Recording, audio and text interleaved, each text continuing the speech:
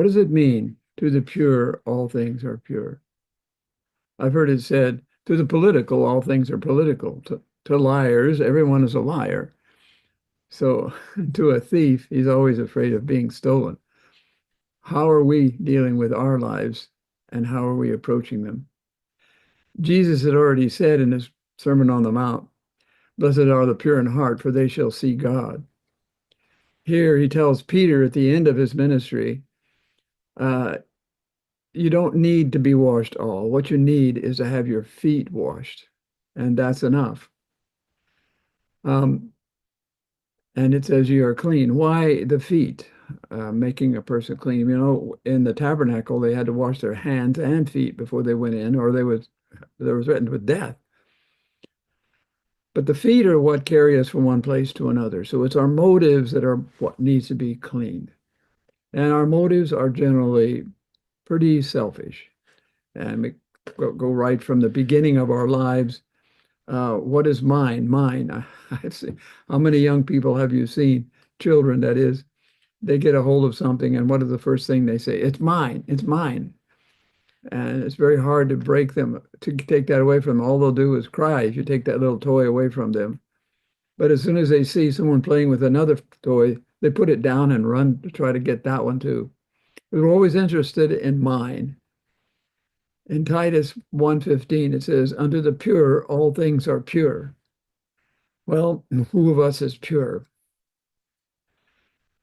If you don't, if you remember what we've been talking about, I've been following actually the outline of these studies in Mornings with God from the Sermon on the Mount. Last time we talked about treasure, and I found it rather interesting and tried to connect what does it mean, what we value, where our heart is. In the next verse, Jesus says, the light of the body is the eye.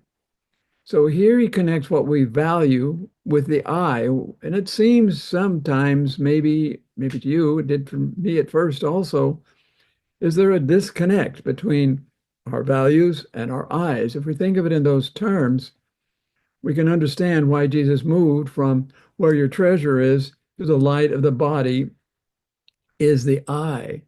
And we read on there in Matthew chapter 6, verses 22 and 23.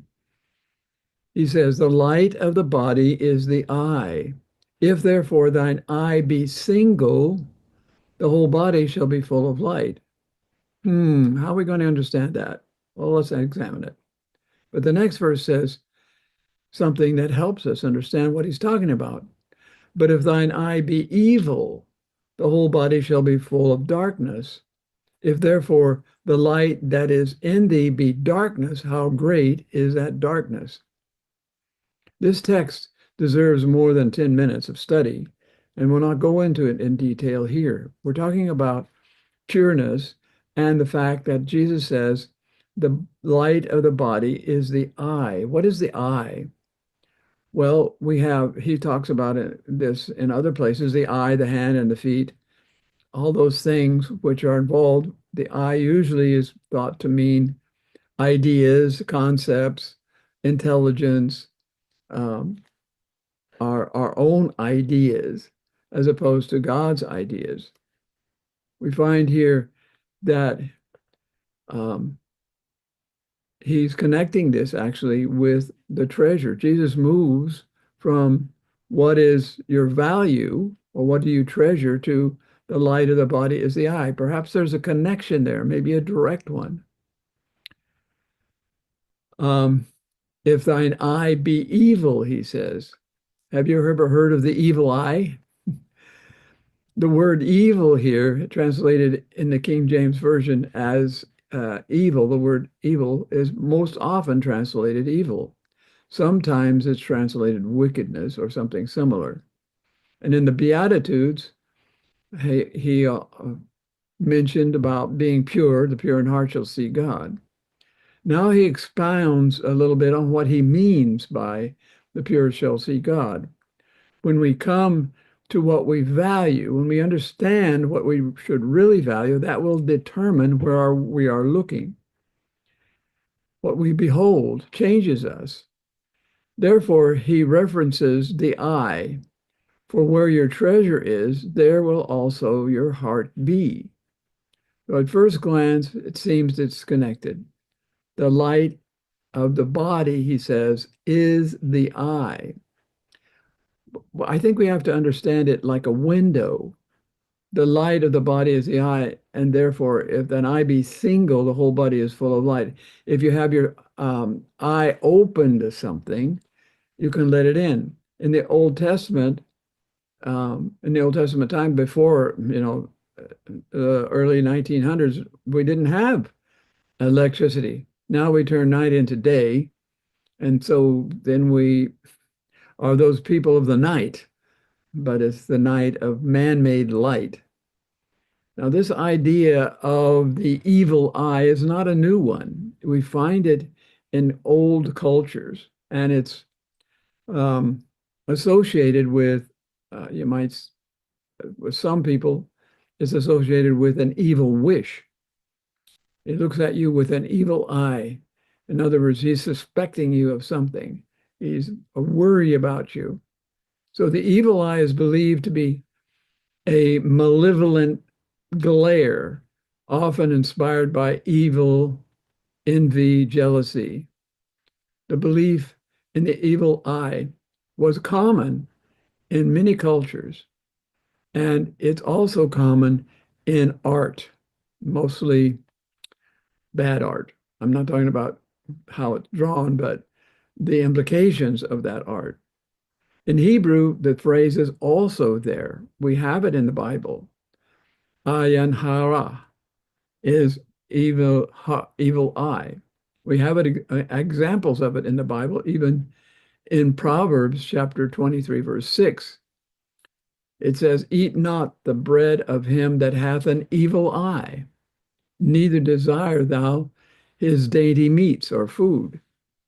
And what is the literal meaning of the one who has an evil eye? It is simply an expression referring to someone who is a miser or stingy or selfish or envious. This text in Proverbs chapter 23, verse 6, is also interesting if we connect it with the next verse, which explains a little bit about what it means, what it has just said. "Eat thou not the bread of him that hath an evil eye, neither desire thou his dainty food. For as he thinketh in his heart, so is he." How many times have you heard that phrase? Quite often, but it's connected with "Eat and drink, saith he unto thee, but his heart is not with thee." So that's the context of that phrase we often quote, "For as he thinketh in his heart, so is he." It's in this context of what we're letting into our bodies. And the evil eye is, what are we looking at? In Proverbs chapter 27, the next chapter, verse 4, it says, "Wrath is cruel and anger is outrageous, but who is able to stand before envy?" Jesus connects what we treasure with the eye. And let's read it again and see if we get the connection. Matthew chapter 6, 21 through 23 says, "For where your treasure is, there will your heart be also. The light of the body is the eye. If therefore thine eye be single," in other words, with a direct purpose to the right direction, "the whole body shall be full of light. But if thine eye be evil," if you have an evil eye, in other words, you're saying one thing, but actually meaning something else, you're not being true, "thy whole body shall be full of darkness." Because you're not being honest, how can you have light? "If therefore the light that is in thee be darkness, how great is that darkness?" So if we're being motivated by what envy or jealousy or selfishness is in us, where are we going? We're going in the dark. We're going in the wrong direction, because the light of the body is the eye. The window of the soul is the eye. And when we have houses, where do we get our light from? Especially in old times. from a candle, but mainly through the windows. So Ecclesiastes talks about the eyes being windows. Look at Ecclesiastes 12:13, 12:3, it says that the eyes become dark. He's talking about when you get old and you can't see well anymore. It's poetic language calling the eyes windows. And we find that word often in the Bible, that window. It talks about a window. There was a window in the ark of Noah. In Deuteronomy 9:27, Moses pleaded with God, remember thy servants, Abraham, Isaac, and Jacob. Look not unto the stubbornness of this people, nor to their wickedness, nor to their sins. So Abraham is asking God to look not upon the stubbornness of the people. And this idea of looking not on his countenance is also when Samuel went to look for the one to anoint into David's house. The Lord said to Samuel, look not on his countenance, but God looks on the heart. In Isaiah, it tells us of the people who look to Egypt for their help. Isaiah 31 is all about looking to Egypt. And it says there, but they looked not unto the Holy One of Israel. So this eye business is where we're looking. In 2 Corinthians chapter 4, verse 18, well, we look not on the things which are seen. So Jesus is talking about where are we looking? Where are we looking for our values? But it says we look not at the things which are seen, but those things which are not seen. For the things which are seen are temporal, or they're passing away, but the things which are not seen are eternal. And Paul tells us also in Philippians chapter 2, verse 4, look not every man on his own things, but look every man upon the things of others. The Common English Bible says it this way: instead of each person watching out for his own good, watch out for that which is better for others. Well, where do we look? When I think about this, we think about a looking glass. How many today are spending time before the mirror, looking at our countenances, looking how we want to present ourselves the best possible way? And some spend a lot of time before the mirror. And I'm not just talking about women. Men do that too. Where's the hair gel? I got to get my hair just right. It's got to look disheveled. It's got to last through the day. Well, don't do anything. It'll look that way anyway. So when we think about how we look to others, we're looking at the wrong thing. We need to look at how we look before God. Some of you know that I had a very terrible accident once, and my face was so marred after the accident that people would come up to me and say, what happened to you? Little children would stare at me as if I was right out of a freak show. And when I think about my face being so marred, I think about Jesus, what it says in Isaiah 52, verse 14. As many were astonished at thee, his visage was so marred more than any man, and his form more than the sons of men. I felt that way. It was hard for me when people would look at me and stare, especially the children, and some would even come and say, what happened to you? Even my own mother, I'm sorry to say, didn't want to see me anymore. I had to leave the house and live in the woods, feeling rejected. But the Lord helped me to look past my mangled appearance. It was not what happened to me that mattered, but what I did with it. And the Lord helped me to do just that. I decided that I wouldn't even think or talk about what happened to me. I would act as if nothing had happened to me, and that I was completely whole in Jesus Christ. And that's what God told me to do. He said, it is not what people think or see, but what you do and what you are that matters. It is not what I look like. It is not what happened to me.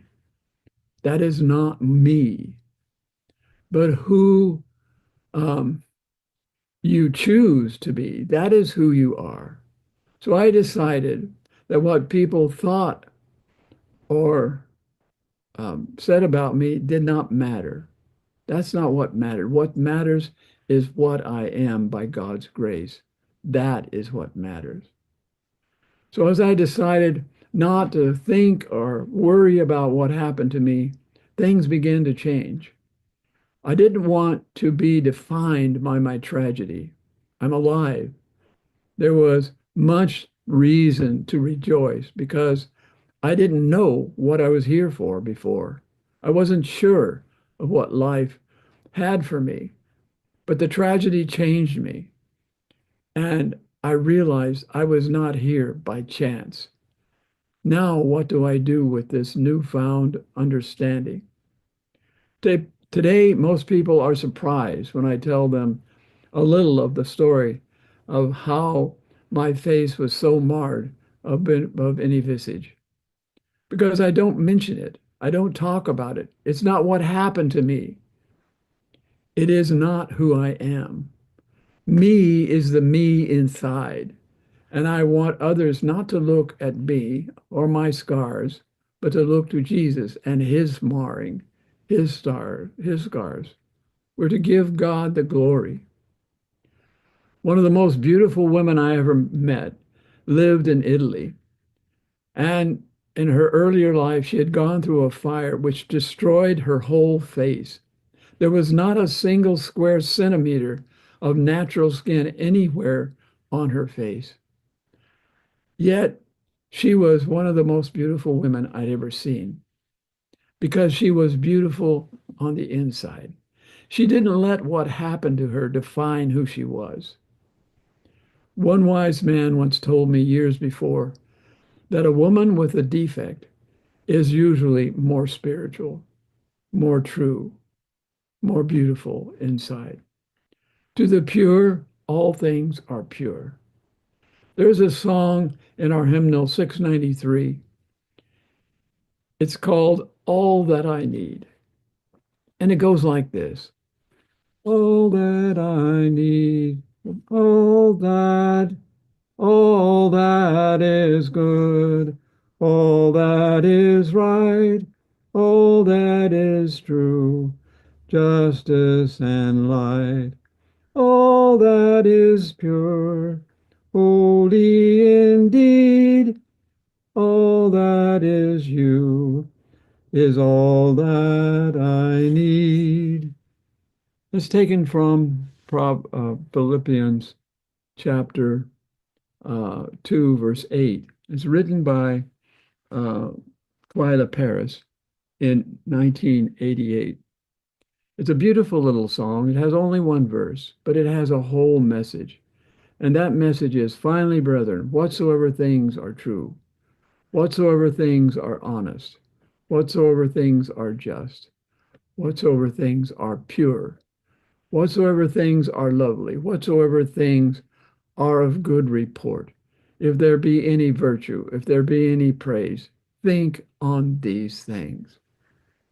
To the pure, all things are pure and full of purpose in God's plan. He knows how to change tragedy into triumph.